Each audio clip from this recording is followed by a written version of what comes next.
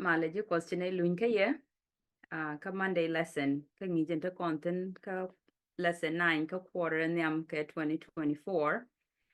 wala right con ka kwi ka wo the suffering Messiah and Messiah min chi chuj ki chi dik tung wan che garu de long ka kwi dan karam bi luñ jo ko bu kon be lwa ko be la loy dan damandan ka elderan ka all the way ka Gambela Ethiopia Elder David Kek ejen bukon lwa kajamo eno kwerani Yesu Kristo te diale cherut wijias Calvary ke kwidan ka pozen dong de kon ejek ke men chero loy pinge je ke chetek de chetup so ke ngwaze me be welcome ko be la loy dan ko de kon kweran de kon nen ke men chelat ke kwidan ene elder chine chul again ka je lesson me ene be kwero kos betekel geji welcome.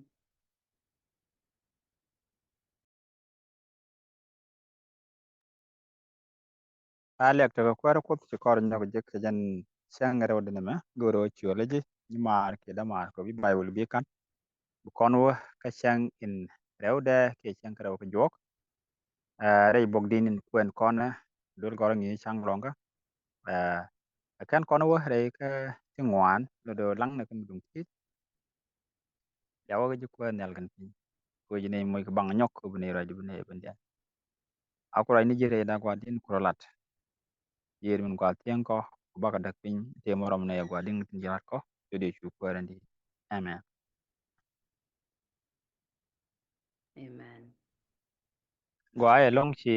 loy dan gwa ko ji pot kon nyong no nga chang rewde shege me channeling pan chio gen pra kon ko kwide ene jogo ne me wo apos te karamen be ke chut ko men lat ke dit ka jen ngi jen en bangwan de ne me la de kon tungwan ko kwiye chu pan channeling ngo ja kon la dor ko kwira men chali yende yende ti kon je ki ko ko ke David kono ben ngaji che ben guden menen David chero ben jay che ngaji yende den tok in la yen ngwa tere chabo kana men chalat pin ko ni yechu kono ngaji to kon yen mete diu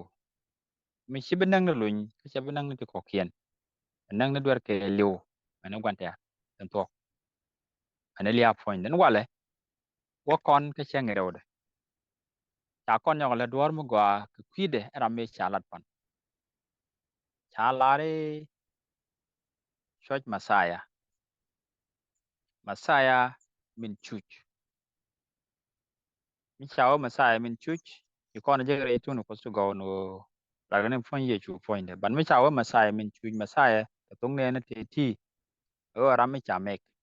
ram mi cha yir yer ame cha lar ibi ben ko bina bine ka bi ben wak gwa do kon ko nyam chiyo ko rai tinin ta chibala chiyo ko janda ru jok chiyo ko janda ru ko jandi ben wel ngwan dien te ga mi cha lat kon tinin gwa do me ba wel ngwan che lare cha chu ketrar chini ga piu chi chaw go dial barar wan kuri kien loida chi chene ko kol misile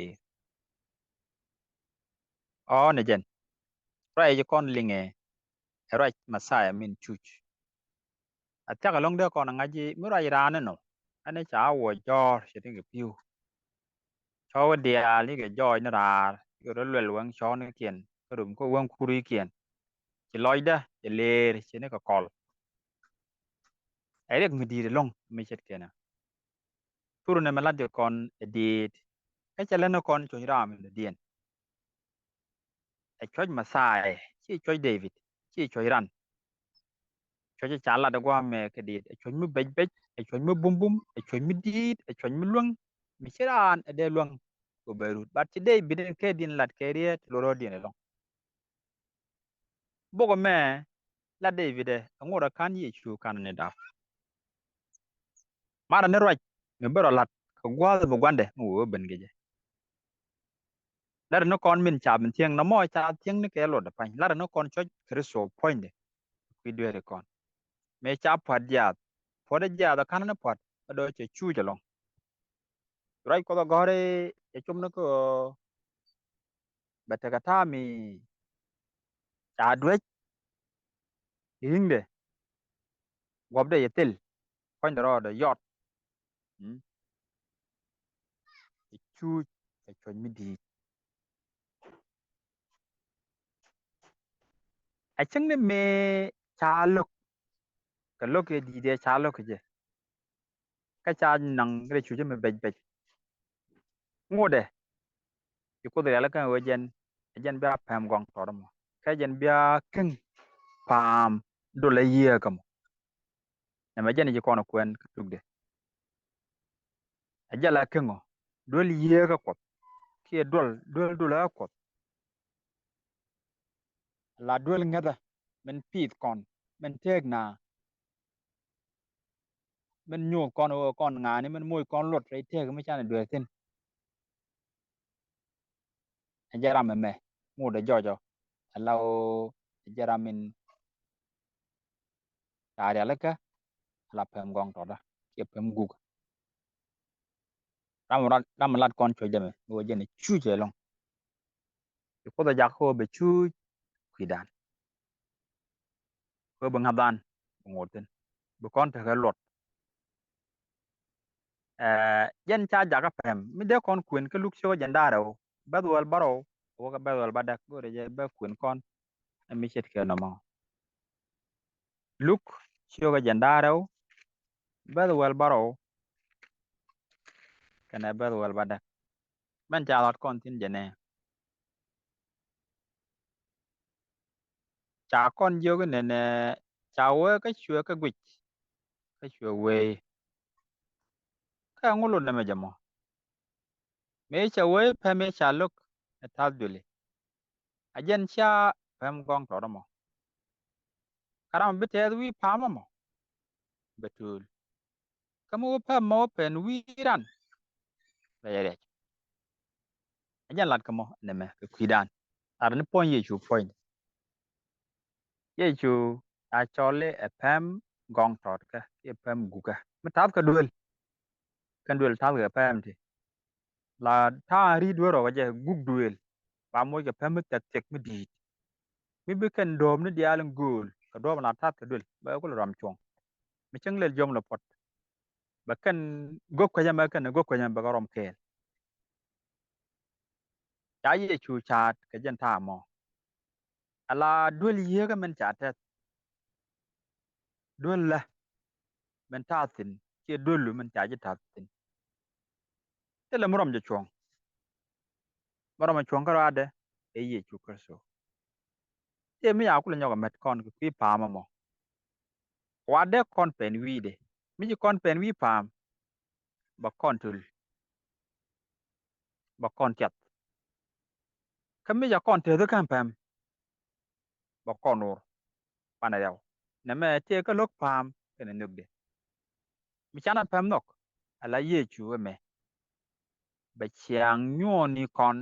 be kwak jor poindan be chat pana tik jen la pendan wi pam kami chana jalok ba kon te ka nó rai kon en teme ba benem pem me cha nyo daniel o te ka pem cha ar pin ni nyal ka chu ben pin o ben pen ka pat ka chu ponye cha lat ke leo chu dup ba tu ajen pe an pen ke je na ma wi ka men logje du no kon dai de no ga je be pe no kon poinde ba kon chu re ka ko ba kon ja ga tik ye chu poinde ajen chu ra ma wonya la ka ra ma cha gor ka di no wan gar je ki pide me chu gwa da ben do chu bela de je dit cha kon la tu ngwan long ke ki kwa ni ye chu la de kan ka biel kien pan ka chiga ben ben ka gwat kien mi kono per kon kan ta la kuen kon ka jandit cho jandar do me de kon yit ngwan long de kon ga kan ne ka best scale point de ka dit cho jandar do de kon je ge arrange mu tok pan ti cha lat ku ye chu ka me ye chu ben ta lan point de lat kon ho ne ti la dit ku ye chu chi ka tiang ne ka gwat kien tele mi ta ban jor te mi cha na janga ji non ta nang na kon ka ngat ko yet ko tin cha lat ti ka ne pen pin ba ke kwiye chu tin chalat ke dit do pen ke tin ko ken chalaro ko da mu sia ban tin ngu choro nan ko mo ngu choro nan ko de re lo ke wi ja da lo ai da mi jini wi ko ne mara ko ta ye cho nyal po ne ba cho ndar baro ba den man ba kel ne cho wal de ba den de gudu ngwa ra ma ya gor ga dit cho ndaro nu wal me ye chu jo ja do chu ra mo ta tyang ko gwa ta anjek ye chu ro do ka je ta chu ke de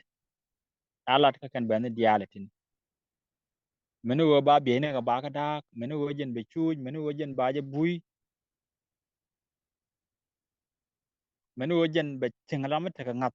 menu wo jen bra wo nek bo wo mo je ka piu menu wo jen ba tet ka ba ka yet ka muzmare menu wo jen ba kan cha cho ka bitul menu bi de ni blas ke bi ge be ni ka be ken ka right pin ka be ken ka wa da kan ma la ka pidien kan to dia aga lat kadi man gor ko na ka wa da gwam ki masai men chu o che chu ba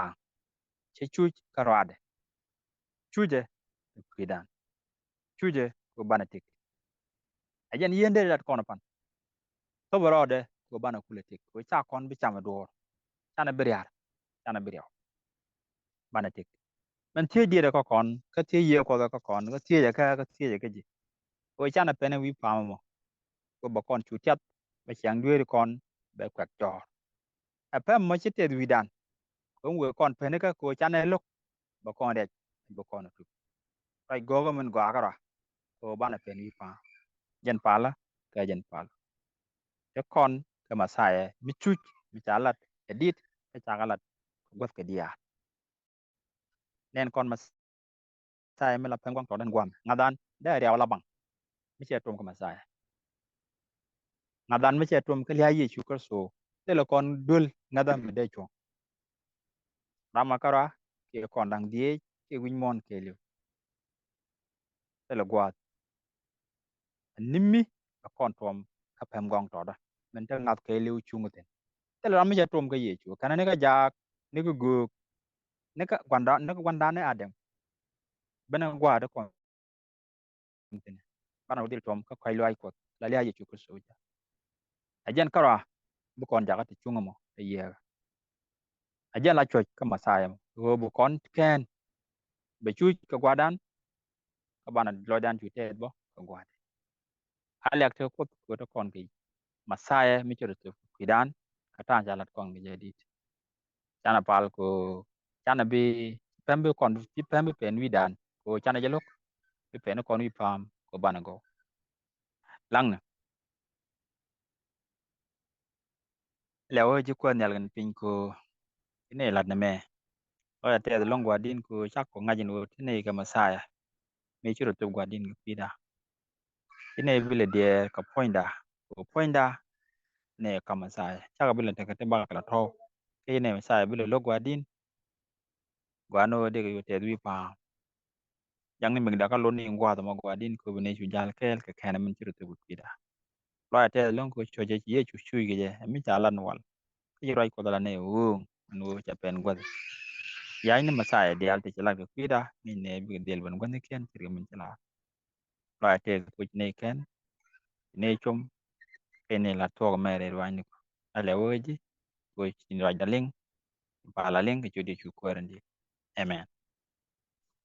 Amen, amen. Ko bandan ke rieta go de channel link ton ya te kamal bana le jek pe changen di odien.